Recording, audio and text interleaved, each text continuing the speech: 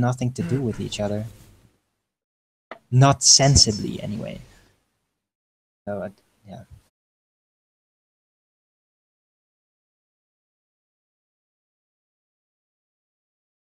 Oh, what a day! What a lovely day!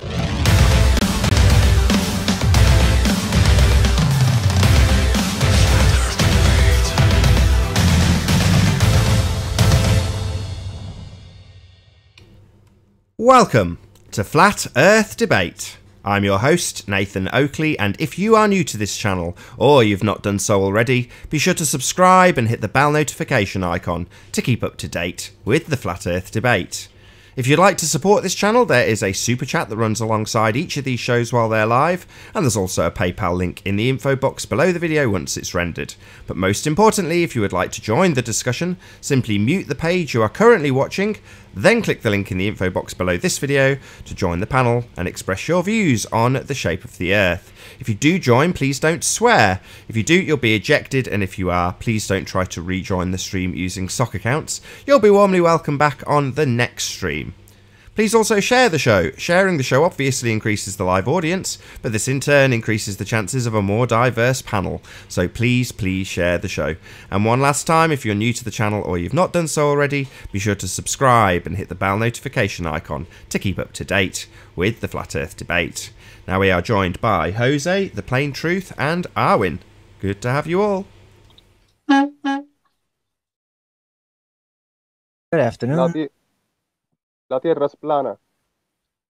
Somebody's got an echo. Echo. You're a bit quiet. I'll just sort out some sound levels and then we'll do some housekeeping. You're a bit quiet, Jose. Okay. Well, good to have you. Good afternoon. Good to be here. We do some housekeeping. Any signs of curvature, gentlemen? Yes, there's signs of curvature because when the sun goes down in the distance over the ocean, it casts a shadow on any object on the shoreline. So the shadow can only come from the curvature of the Earth. That was what I was given yesterday in a discussion. Sorry, say that again. So what you're saying is the sun goes past the lip of the curved Earth, and that causes a shadow on what? Upwards. Sorry? Yeah. Shadow upwards, basically, is what they're saying. Right. Yeah. So basically, this guy was saying, I've seen a shadow on cliffs and on buildings and whatnot. As I'm on the beach and the sun's going down, it's casting a shadow. And the only way it can do that is if there's a curve. Really? But perspective would do the same thing. As it gets further away, it's going to become closer to the horizon from your perspective. Yeah, but the question is, what's the object that's casting the shadow on the shoreline or whatever the object is? So The lack of air clarity. Well, no. I would say it's And the the same mirage as... zone. In the same way as we look out into the distance, we'll see things reduce in size and disappear bottom up due to perspective. The same is in reverse from the sun's point of view when the light is casting back towards us. So at that angle, at that angular limitation of the sun in the distance, it's still going to cause an obstruction from its point of view, casting light towards you. So the same exact argument applies in terms of perspective and how that would happen. I mean, that's just off the top of my head. It's the first time I've heard this, but for me, it follows the exact same logic as perspective. Maybe I'm wrong. I don't think so. Well, still light being cast from somewhere, from an angle. So I don't think that you can actually prove with measured shadows that a shadow will actually go upwards at any point on the Earth. Yeah, that was a new one for me. I think that's I like, heard that. oh yeah, it looks like it's going over me upward. I think it's just they didn't actually measure it. I think Well, shadows being cast up, except if mirrors are involved. Yeah, my first thought was that it would be the same for the sunrise, too. You'd have the same phenomenon because the horizon would be there, so you would just have the reverse. It's almost like you're playing the sunset in reverse, so that if you're on the shore of New Jersey and you're looking towards your house or whatever, then there would be a shadow there as the sun rose, and then once the sun peaked the horizon, that shadow would be gone. Shout out to hold on. Shout out to Behira and Love chat. Yeah, if you have your car in the driveway and there's a light over the car, the shadow is going to be underneath the car. but then pull the car out to the end of the street outside, and if the light is powerful enough, the shadow is going to be behind the car because the light is in the same spot, same height, but the shadow is going to be different, you know? Yeah. Right. What is it with globe heads and shadows? That's the way. Shadows, it's their yeah. foundation. Shadows and sticks. Are. Fair enough. Any signs of axial rotation of the Earth-based variety? Nope. Sorry Nope. for interrupting you there, Travis. No, that's okay. I'm done. But No. So shout out to Yeshua Dude in the chat, who got, I don't know if it's him that did this, but JLB is now on Wikipedia, and I think it's something like greatest scientific skeptics. He's at the top of the list as the guy who debunked the spinning ball Earth and Cavendish back in 2015. So somebody had basically lifted a direct quote from what he said yesterday on the show and pasted it into Wikipedia under scientific skeptics. So he's the leading scientific skeptic according to Wikipedia now. Really? Yeah, check it out. Oh, I man, posted the can video. you present that? I want to see that. I posted the video. I'll do it again. Give me a sec. So in the chat now, I've just Yeah, I posted checked that that out. video. Pretty good. Yeah, check it out. It's funny. Funny That's stuff, like fantastic. That's awesome.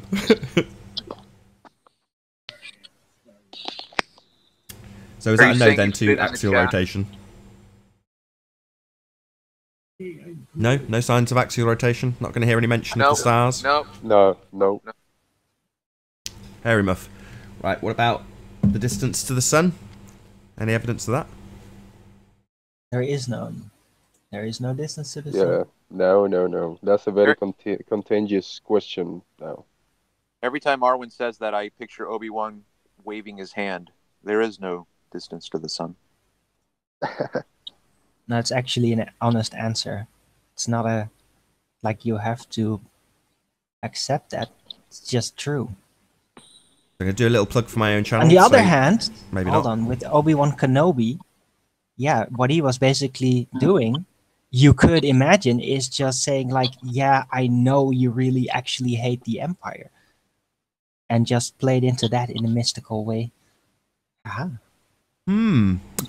So after these shows conclude and during the breaks, the show still is recorded, and then I just split it up and put it out on the second channel, which is just Nathan Oakley without the 1980 bit, Nathan space Oakley. So those shows from yesterday with JLB, the extended version, is now available on my backup channel, or at least one of them is. They get published the following day, maybe 24 hours after they've first come out. So if you click the link in the info box below this video, you'll see a link to Nathan space Oakley channel, or just Nathan Oakley YouTube channel, and as I say, you get some extra little bits of the debate on there.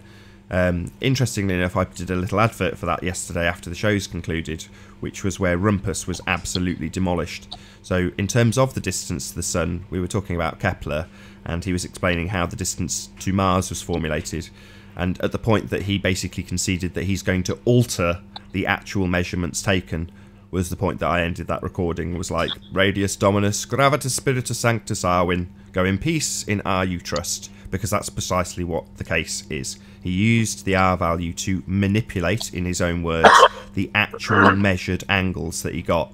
So he's measured some angles and then adjusted them based on his religious belief that he lives on a sphere. So that's on a video called Rumpus Wrecked. Check out my backup channel or something like that, and then there's a link to the full extended version of that debate, including that little section. So yeah, check out my backup channel or my second extra channel. I'm gonna have to stop calling it my backup channel now because it's kind of a channel of its own right now. So I will start calling it my second channel or words to that effect. But yeah, check that out. Right, next one. Any evidence of a self-perpetuating molten iron core at the centre of a presupposed spherical Earth, gentlemen? Yes. Are you going to say that if I presuppose it's a sphere? Yes. And what evidence, based on the presupposition of it being a sphere, do you have for the molten iron core at the centre of that presupposed sphere, Arwin? None whatsoever. Right. Earthquakes. Earthquakes, lava. Yeah. Cartoons in school books. Yeah, that's what they got for real. Yeah, I know. I'm hoping one day someone will come and go, look, it's in this book here. Look at this cartoon here. Shout out to Alicia for the super chat. Thank you very much. Any size of the presupposed ice wall? No, afraid not. I'm not adding it to the list. I'll just trigger flat earthers. Mostly Riley. Yeah, I went on to the FE Core, whatever you would call it, the little meeting that they have each week yesterday. Fascinating. And that subject came up, and there was a few, I think Bob Nodell was talking about it, saying, well, I saw both sides of the fence. The main difference being, and this was highlighted by Bob, was that when we talk about a model, we understand implicitly that we don't live on it. We're just trying to conceptualise things. When a globehead says they're talking about a model, they actually do think that's where they live. So there's a big distinction between us talking about models and globeheads talking about models. Indeed. Yes, sir. I said there is no ice wall. You're all nuts. Right, what about the presupposition itself? Any evidence of the R value? No, I already said that.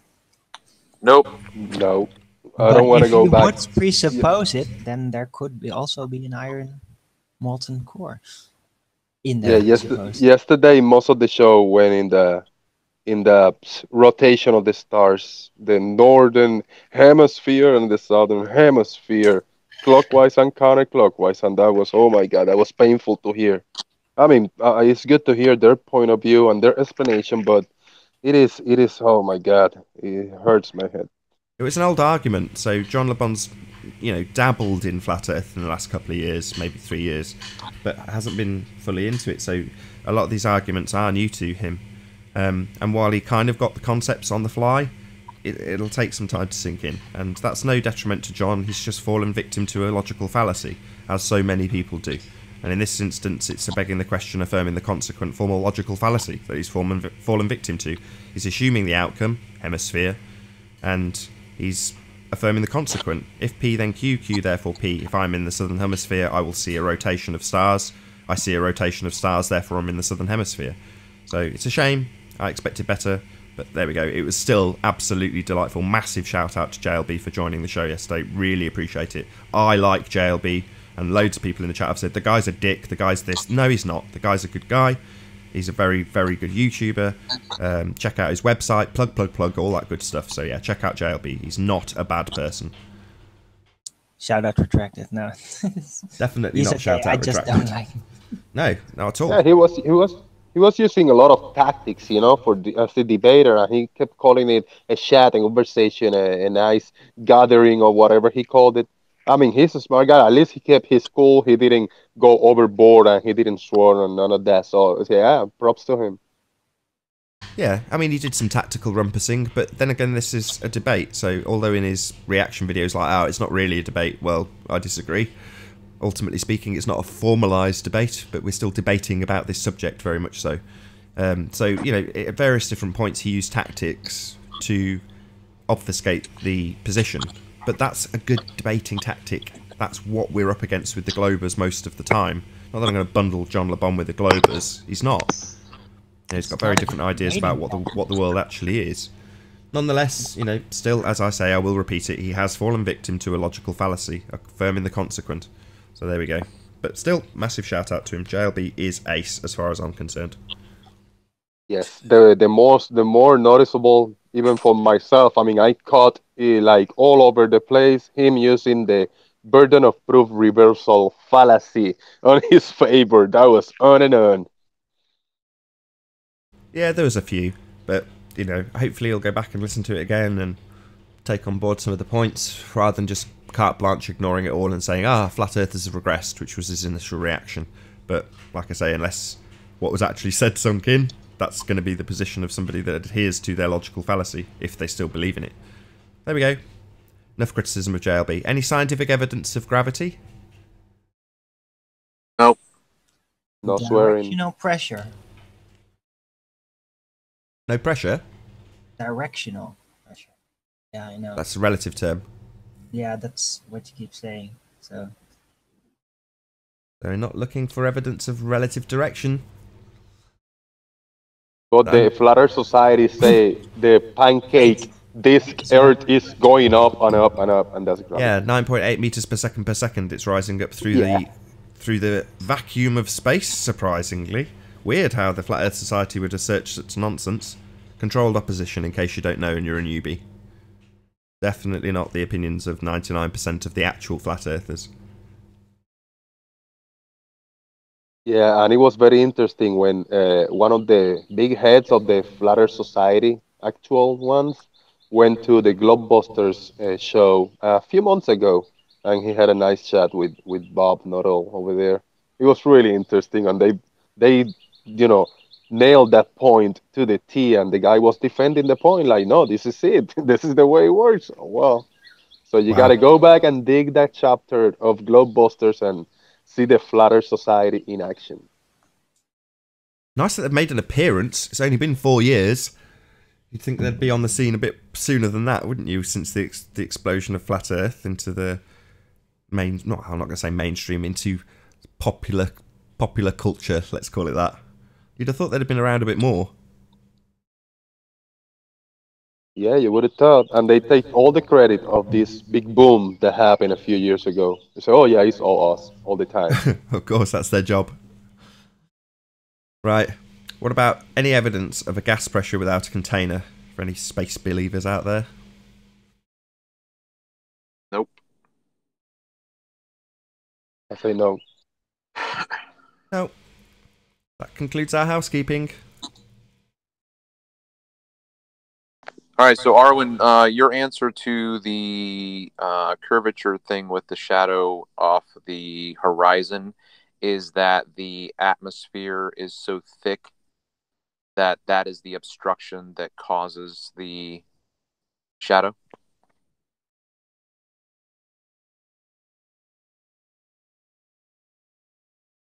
What happened? He's not there. Did I think he's did I gone to make just a drop brew out or or something. What was your question about? I can't really answer. I don't know his logic behind this, so I'm not even going to attempt to answer for him. So did my question come through all the way? Yeah, I heard your question, but I don't know what Aaron would answer, so I'm not even going to attempt to try. Okay. Ask the question again. It seems to me that Arwen suggested that the cause of the shadow, if the sun is going into the distance, and there is a shadow that then is projected on objects on the shore, the obstruction of the atmosphere is so dense and thick that it blocks the sunlight and produces the shadow that is being seen. So I just wanted clarification in terms of whether or not that was precisely what he was suggesting. I heard you, man, but I'm afraid to give you an answer because I have no idea. Like Nathan say, how are we? We're Yeah. brain Well, dead. yeah. I mean, that's no big deal. I mean, I think that that's something that we have to understand, that we can't test that. We can only surmise. We can only guess as to what it is.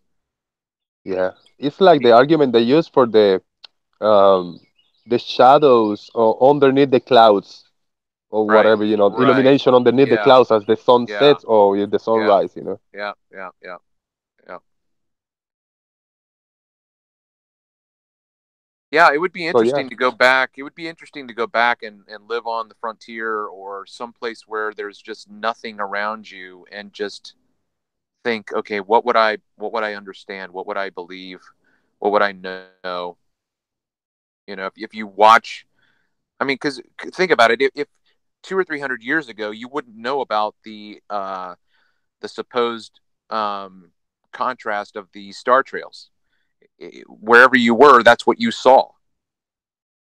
So then, if someone comes to you from 1,000 miles away and goes, "Wow, your star's going a different direction than mine," I mean, what would you then conclude? How would you then proceed? Would you change your worldview because of that, or would you just go, "Huh, that's interesting"? Well, you wouldn't the suddenly make second me part. think that south is downwards. No, I'm not talking about direction at all. I'm just saying in terms of, where you're at and who comes your way and says what they have experienced from where they come from, and All you depends know, on your conceptions about what stars are. So I think yeah, everyone could have a different, in that time, could have different opinions on it. yeah. Depend on what Yeah, their because there family was no told them.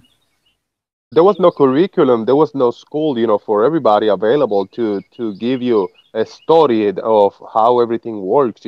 Everybody had to just pretty much make it out on themselves.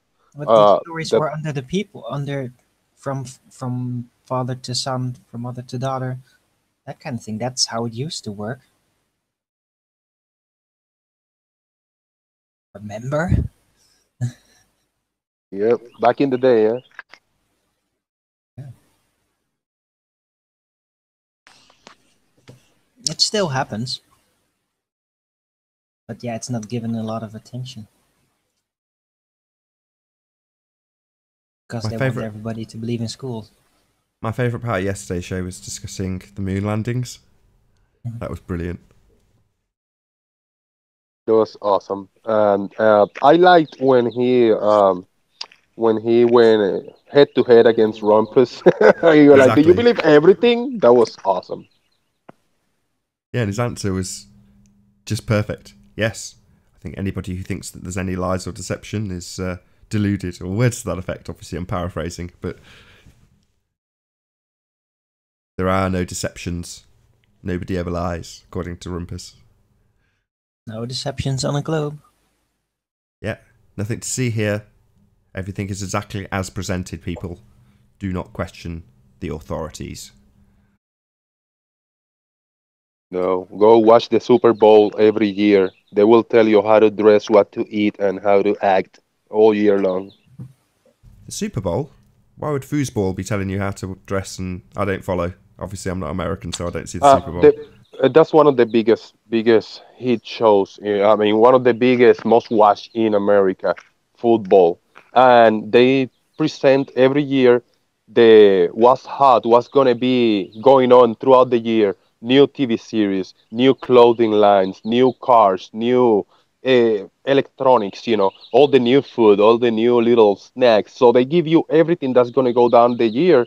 So many fans, and they want to be in fashion, they want to be up to date. So everybody is going to do whatever the Super Bowl commercials say. Many people watch the Super Bowl just for the commercials because it's 99% all the new stuff that nobody's seen before and everything that's Advertisement. coming ahead. So that's the programming. They're plugging you, they're telling you this is what you're going to do throughout the year and wait for the next Super Bowl for more surprises for the next year. I see. So you get to see the new Ford P150 on the Super Bowl adverts. Yeah, but I never Yeah. watch it. I never watch it for the product. I always watch it for the creativity of the commercials. I don't feel like I'm a typical consumer. Like when I see commercials, I'm like, I have to have that. But many people do. No, Many, that's many true. people. That's why they make those commercials. Yeah. I mean, I've sat next to people who react to the commercials, and I look over at them and I say, "You're the person they make this commercial for," because they're reacting to it. Yeah, the programming is strong in big sports events, majority.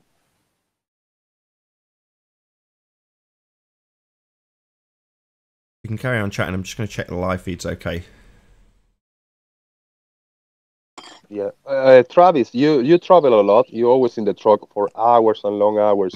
Have you come across anything weird, like tells you like, oh shit, the Earth is a globe? Have you feel driving uphill or downhill sometimes? You know what? You know what's so funny, Jose, is that before I was flat Earth, I remember as a truck driver. I don't think I thought about it before that.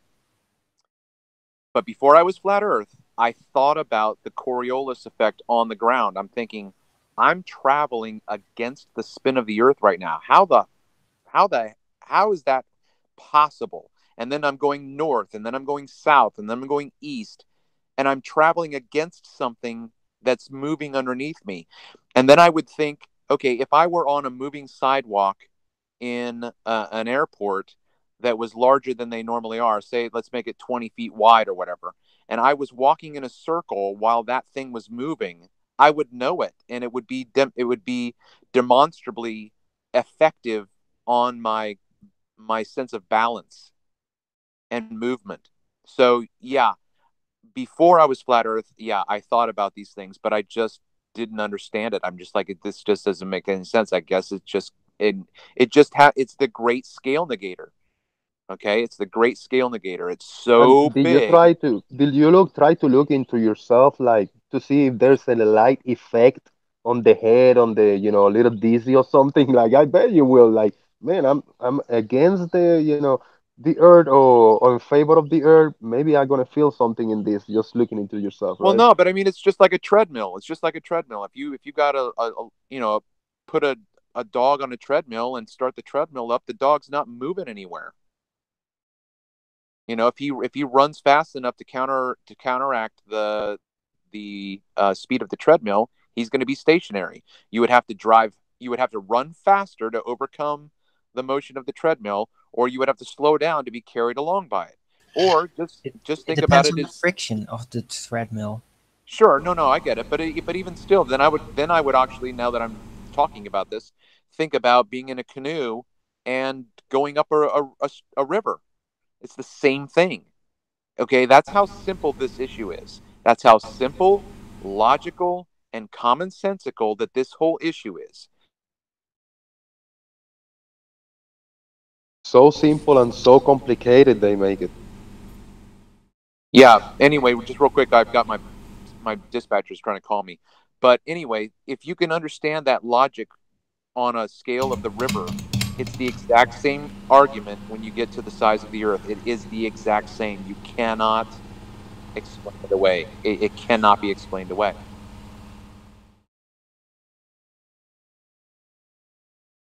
Indeed, Arwin. What? Talk to Yeah, me. yeah. What do you want? I,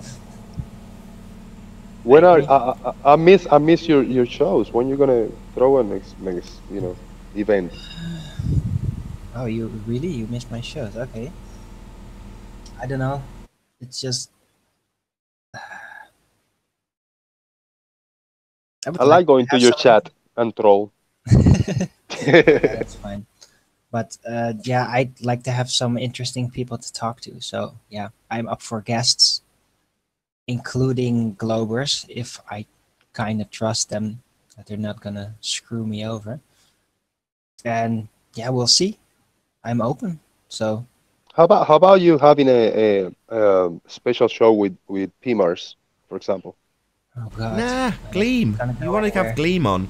I think that would be a conversation everybody would enjoy. A conversation between Arwen and Gleam about gravity. Yeah, I'd love it. I yeah, I can't really find him, can't add him in the Google system for some reason. Just can't seem to do If it. you're listening, Gleam, get in touch with Arwen. Yeah, I'm available on Skype. Just look for R Win with a Y instead of IJ7. R Win 7. A lot of people is interested in this gravity subject, and you got your perspective. Other people has their own. Even Mark Doxey, which has been very quiet lately. He hasn't joined the show a lot. I think he was here yesterday or the day before. Yeah, he And I popped would like to hear a discussion between the two of you on gravity because Mark Doxey has his own unique point of view on gravity, also similar to yours, but quite not the same.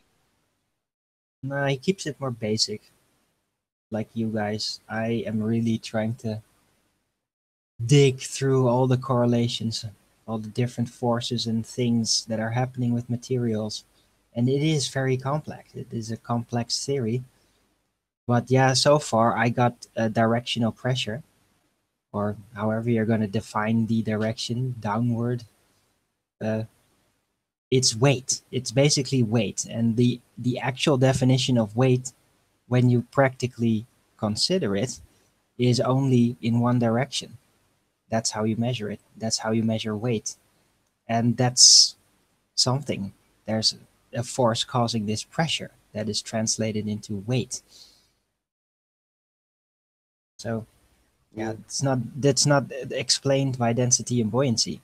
This pressure, once an object has found its equilibrium, it's just one solid object sitting against another solid object.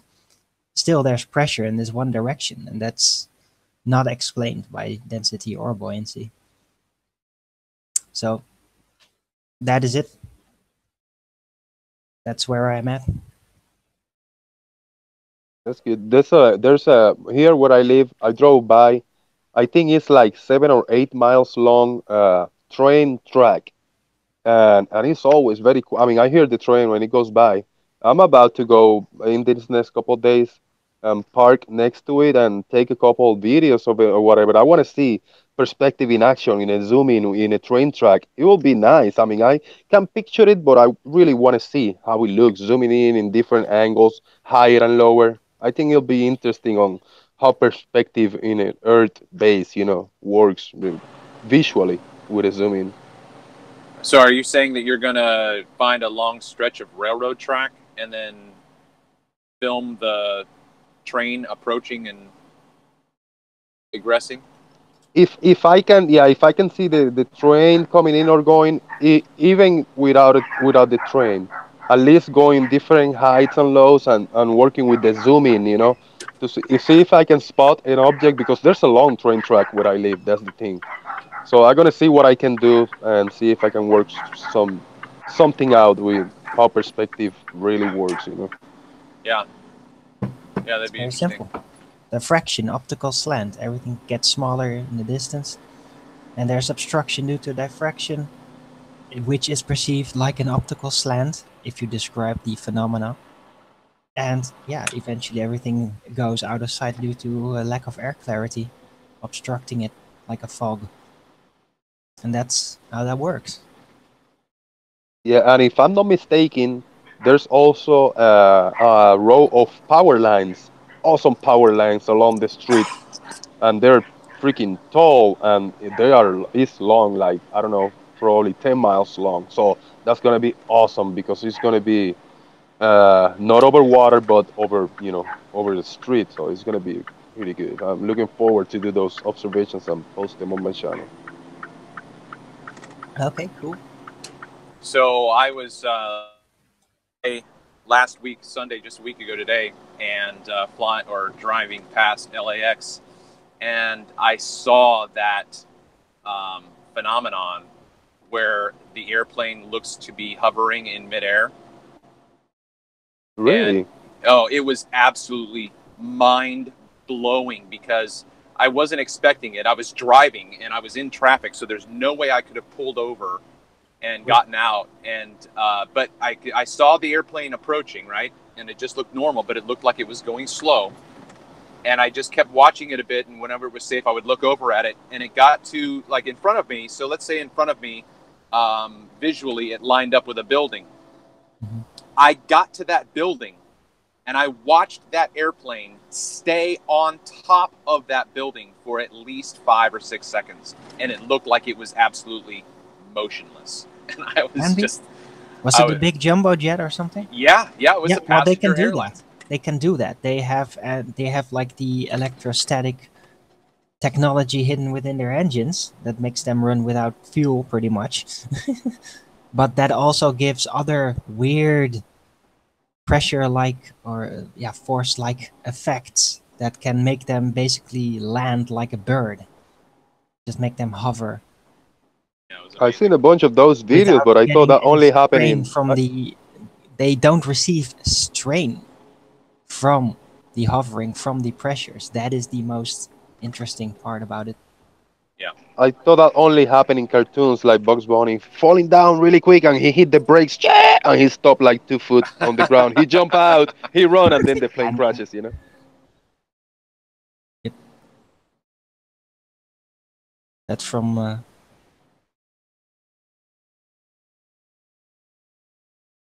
Watership Down. Remember? What about Watership Down? That's one of my favorite movies. I actually Yeah. have my The my son. seagull. The seagull. Oh yeah, Kia. He Yeah. dropped like dead air and then Yeah. perfect landing. He looks around to see if anybody saw. My son tattoo on my right arm is the Frith. Mm-hmm. I remember. It's a good movie. Airplanes hovering, yeah. They can do that. Just don't think about it. We're not gonna talk about it. There's no engineer that's gonna tell you how that actually works, probably. Would be very interesting if we could find one that's actually worked on them. Yeah, but I guess the thing would be is that you've got kids and people watching I mean, when I remember as a kid, whenever I flew, I would watch our approach to land. So you would think that if you stopped in midair, you would think, what the hell is going on right now? Why are we hovering?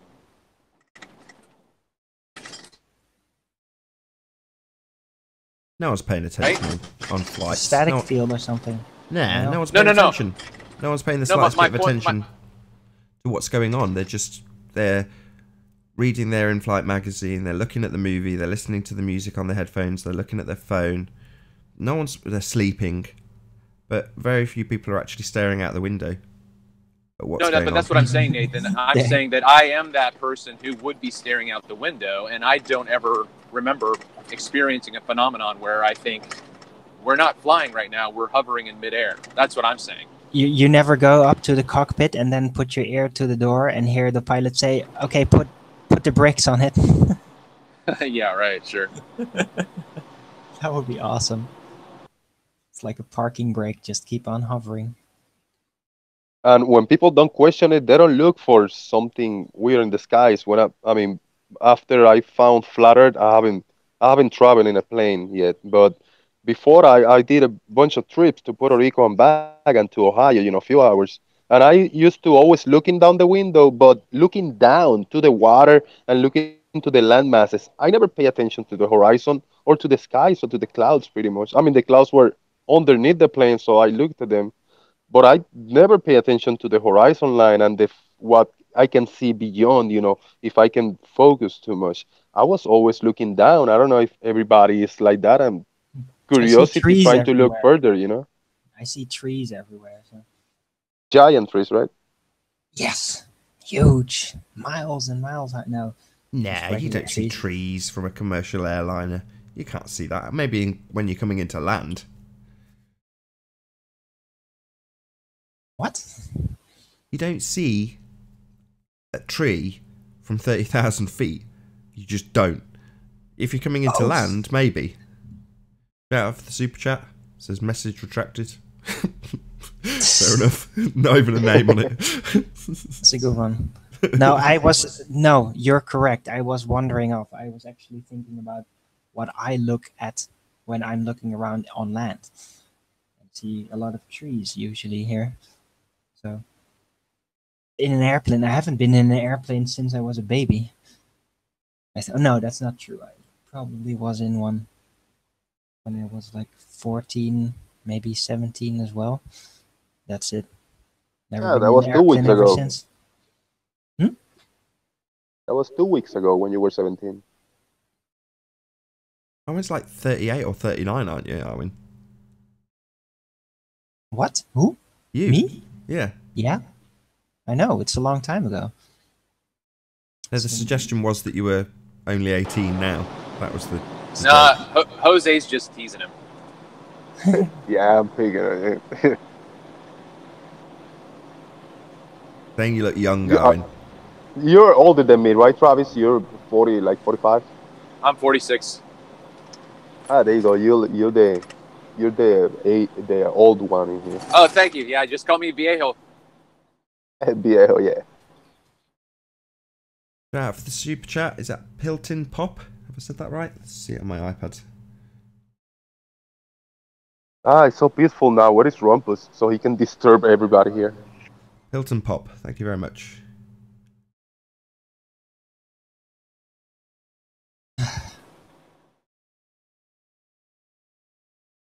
Well, I would Nathan, like to go. I would like to go hang out with Rumpus and get drunk with him. He's like, no, 5 more seconds. But I want to tell you this. It would be incredibly tiresome. I can't think of anything worse. I know, right? Can you imagine Rumpus with a woman? Just 5 more seconds. Just 5 more seconds. Oh my! And then he gets a lot of fists and slaps. A lot of fists. Fists and slaps. Just by 5 more women. seconds. 5 more seconds. That's awesome. Yeah. I'm not quite finished. Nathan. I'm not quite yet. I'm not quite finished.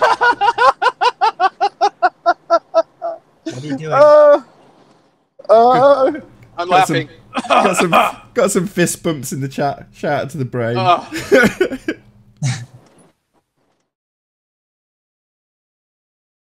All right, Nathan, how did you feel about my response yesterday when we were talking about the star rotations? And I just basically applied what we talk about in terms of just simply seeing an object. Look, that's just what we're seeing. I don't have to explain why it's rotating this way or whatever you think is happening.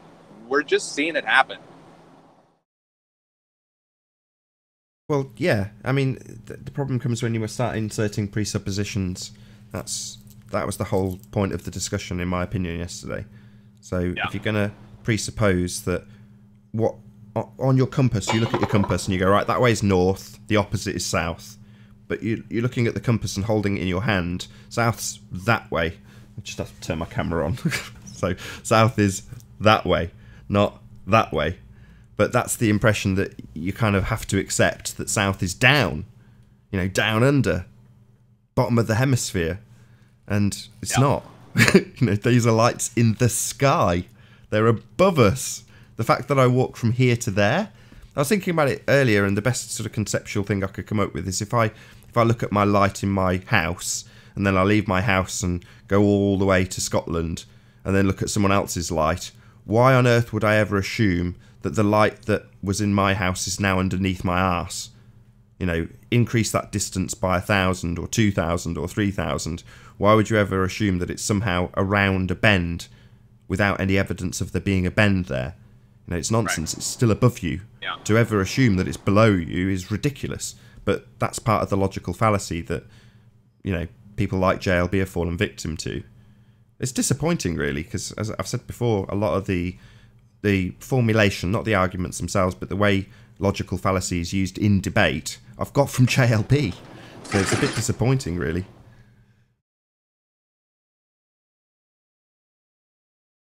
The most beautiful is when we see an object at a very, very long distance, and we see the object because it's there at direct line of sight, period. That's the explanation. We see it because it's there. But they have to, if they think they live in a sphere, then they have a phenomena. There's where their science come in. Because if, as a flat earther, there's no phenomena. There's a lighthouse very, very far away, and it's there. For them, it's a phenomena. It's the non-standard lumen refraction hyena going on, you know? Absolutely. I was chatting with John after the show yesterday, and he gave me credit for that. And I was like, what are you talking about? You know, you're the one who pointed out that seeing a building in the distance is a concrete noun. He said, yeah, but I never took the next logical step, which is to say that a globe head has to turn that concrete noun into an observed phenomena. So then they could do science on it, right? Well, you know, I assumed that was the next step in what John was saying when he was like, no, you don't need to do science on this, it's a concrete noun. I just assumed naturally that he realised that the next step in terms of the globe deception is to turn a concrete noun into an observed phenomena. You know, it's not really there. We can't really see the building. There's an earth curve in the way. Look, my model says so. So let's start looking at how refraction is affecting this concrete noun. I mean, observed phenomena. You know, that's the trick. No, just a building, just like my mouse next to me. It's just something that I can see. Concrete noun, not anything that's in requirement of science. That's where, again, a bit of confusion crept in yesterday. It's like, what's your best flat earth proof? And there's people in the chat like Slick James Johnson saying there's no requirement. And I would agree. It's like, what? I don't need to establish a cause and effect relationship here. I don't need to science the shit out of flat earth. I just look at something and see it. That's the end. There's no explanation required whatsoever. So anything that you see in your building now, table. There's a table. I see it. Do you need to explain it? No, of course not. It's just a table. You could explain how you got it, I suppose. But that doesn't change the fact that you just see a table. It's a concrete noun. Doesn't matter if you see it 30 miles away. It's still just something that you see. It's just in the distance. Obviously and observably flat. Not in requirement of scientific validity. Don't need to, you know, and when people just ignore that, which is pretty much what we get here, well, there you go. Obviously and observably flat. It's on screen right now. I get the pictures up, you know. I keep them rotating so that there's been enough times when you're in debate and there's a happy coincidence that a flat earth proof's on screen. And you go, there you go, on screen right now, 30-mile distance. We see it because it's there. And, you know, the answer is, well, why are you presupposing it's flat? It's like, I'm not presupposing anything. It's just a bloody lighthouse. It's just a bloody building. It's just there. No explanation needed. Obviously and observably flat. Nathan? But yeah, like I say, people are so used to thinking that you've got to give an explanation to a concrete noun because that's what science has told them they need to do when they see something in the distance. Oh, there's something in the distance. Better science the shit out of that right away. No. Why? Because your model says there should be a curve in the way. Oh, right, I see. Let's simultaneously ignore all aspects of perspective, put it in an orthographic view, and explain away that curvature that we don't see. With refraction, coincidentally, at 7/6 the radius of the Earth curve we don't see that's supposed to be blocking it. We can explain that too. We just have to beg the question again. I can add something to that, by the way. To Go ahead. thread in their field of theoretics and math. It's not just observably flat because things are there. If you're going to actually measure things, then it's also geometrically flat. Because everything you measure is going to be in a straight line, the distance-wise. There's a direct linear correlation between obstruction of things due to diffraction and the distance. The correlation is linear, and that proves that there is no cumulative movement, no cumulative direction in the obstruction of it. And that proves that it is literally geometrically flat. Yeah, So I agree. you can't Flat. model your way out of it. The correlation is linear, and that means flat. Whatever the total shape may be, this is a fact about the shape. Statistically, geometrically.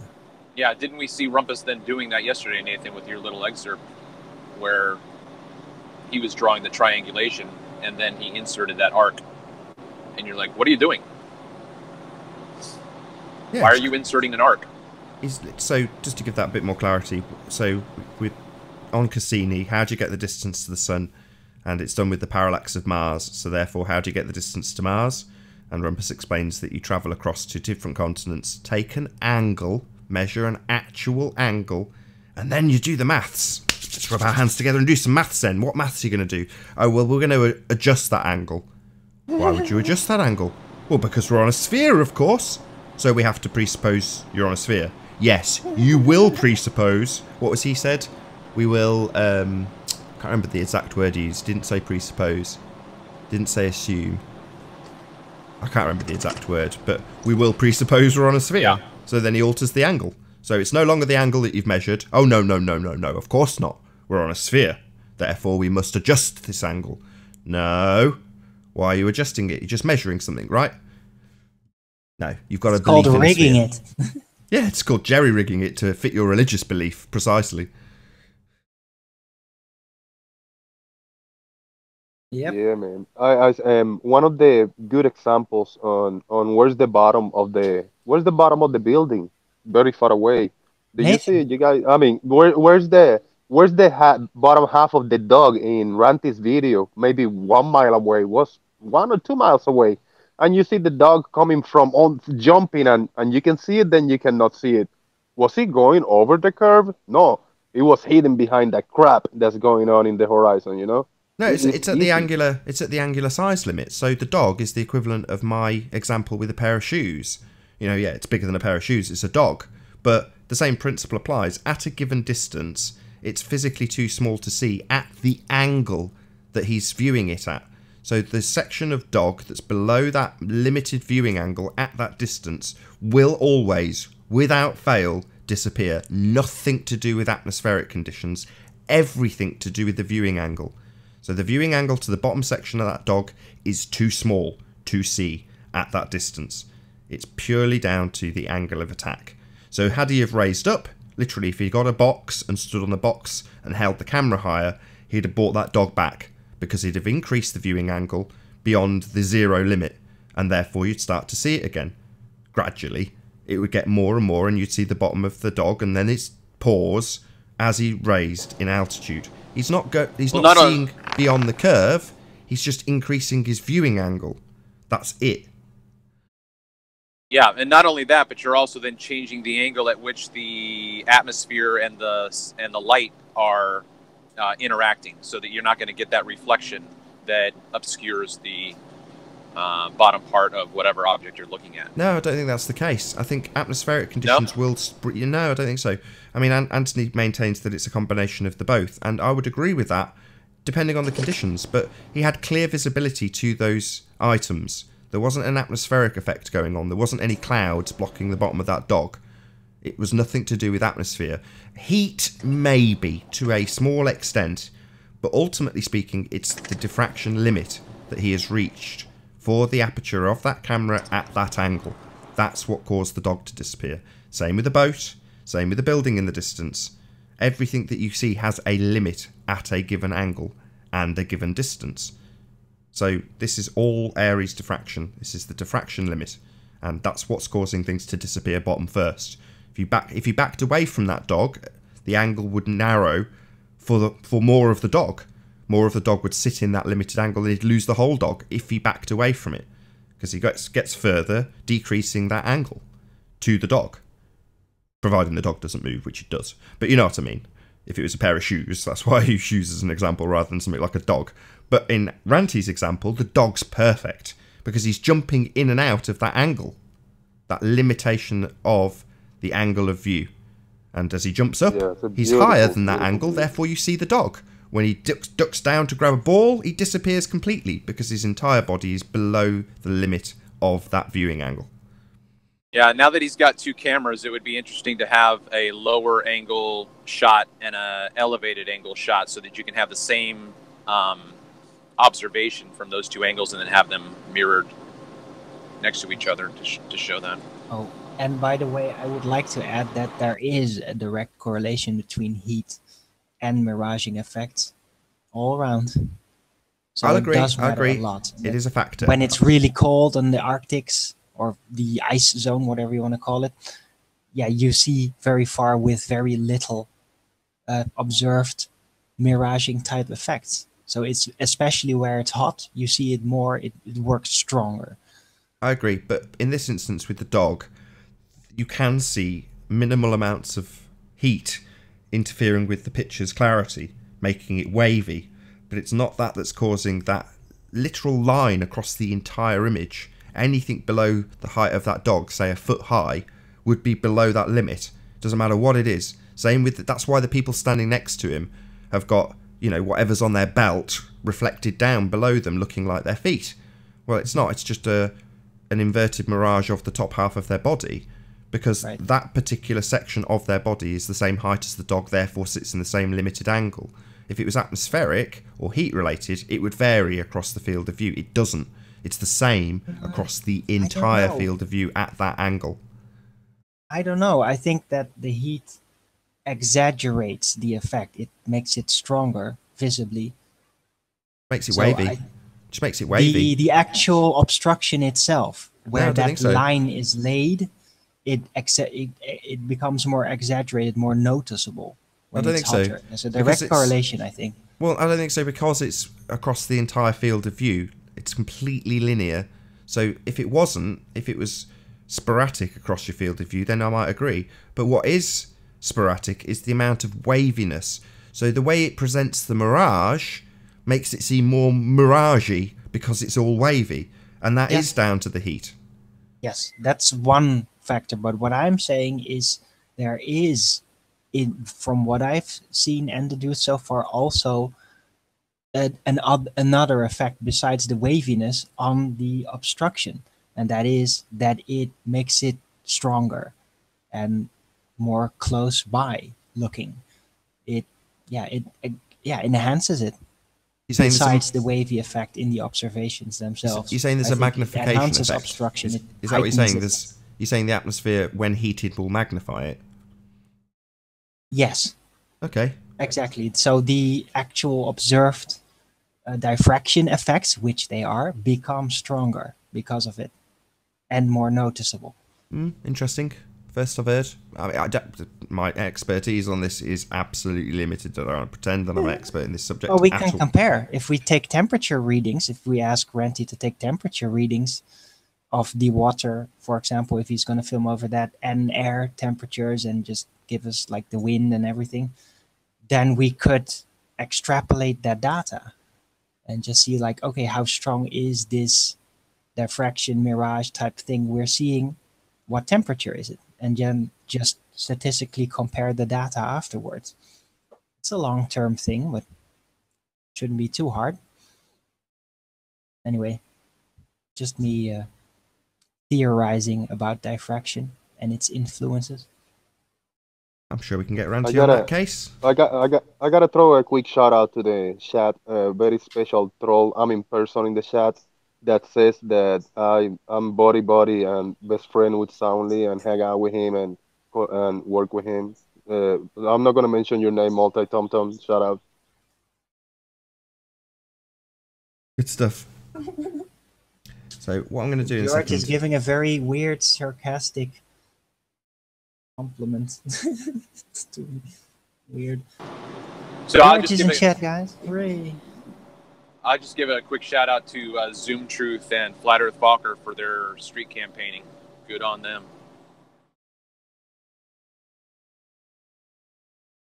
So not to be any way detrimental to street activism, because a few days ago I was comparing what Anthony's currently been doing to street activism and saying that it's a bit more real, and I take that back. So I'm going to first and foremost retract that comment and say, you know, there's equal value to street activism.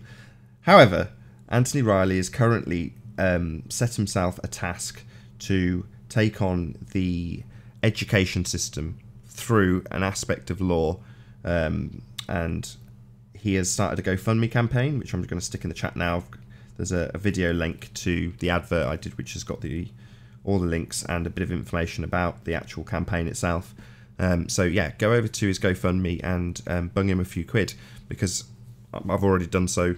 I think Arwin and a few others have also done so. Certainly, Plain Truth has. Various people have contributed to this, but it's been in the pipeline for a few months. Anthony didn't want to actually put his cap out in front of him until he was absolutely certain that he was on the course, so he wasn't appealing for something that didn't actually require payment, or he failed to get on in the first place. But now he's in a position where he's got a contract. He's got a contract with the university, and you know, he's going to set himself the task of looking at the way the education system basically programs our kids with false information and who is liable for that.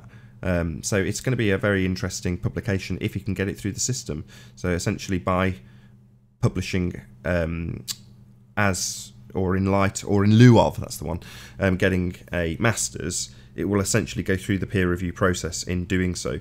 And he's offered people who've actually contributed to the cause to get a copy of it at the end, which is great. But it's more the fact that there'll be something in the education system that is essentially pro-flat Earth, although it's going to be a tricky wording exercise for Anthony to actually phrase it in such a way that it isn't overtly flat Earth and therefore gets rejected out of hand. But as I say, Anthony's been asking for support in that regard, and I'd highly encourage everybody goes over to his GoFundMe, check it out. If nothing else, even if you don't necessarily support him, just share it on Facebook. So yeah, share his GoFundMe campaign with a friend. Maybe someone else will see the benefit in supporting if you can't afford to do so yourself. Just as good to actually share the event, or share my video, either way. But I've put a link to the video advert for that campaign. There's a bit of information in there. Check it out. If nothing else, just share it. You miserable buggers. Globeheads probably won't do anything of the sort, but for all those reasonable people out there, at the very least check out the campaign and hopefully share the campaign and hopefully support it. You know, stick some cash in and help him get to his total. So there you go, there's Anthony's campaign. I intended to support Anthony in his Sleeping Warrior-a-thon to promote the campaign and hopefully get him to his target, but unfortunately, because I was so elated of having JLB on the show yesterday, I kept the show going considerably longer than I anticipated, and I had actually promised to help Anthony with that following yesterday's show. So he's not around today. I don't know if he's sleeping in or whatever. Hopefully he's not deeply disappointed in the fact that I didn't help him do his show after the fact. My bad. I'm really sorry, Anthony, if you're listening. But yeah, hopefully he'll do that, and I'll be in the background, you know, supporting him in his endeavour to reach his target. So if that goes ahead today, I will let everybody know who might make an appearance on the next show and say, yes, I'm going to be doing this at 5 p.m. today or whatever. But yeah, if and when we do that, it'll be in the next few days, if not today. Check out Anthony's Sleeping Warrior-a-thon, where he'll disseminate quite a lot more information about what he's doing, why he's doing it, and what support he requires. So one last time, I'll put a link to my video advert for that campaign in the super chat, in the chat. And unless there's anything else by anybody else, I'll round out for a quick break. Shout out to Sleeping Warrior. Any more for any more?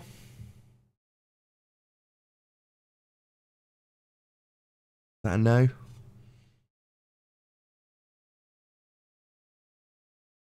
No Mark Sargent's on the panel shouting out George Clooney. Cool, fair enough. Right, with that, I will say, first and foremost, a huge, massive, enormous thank you to all of the live audience for tuning in and hopefully sharing this debate.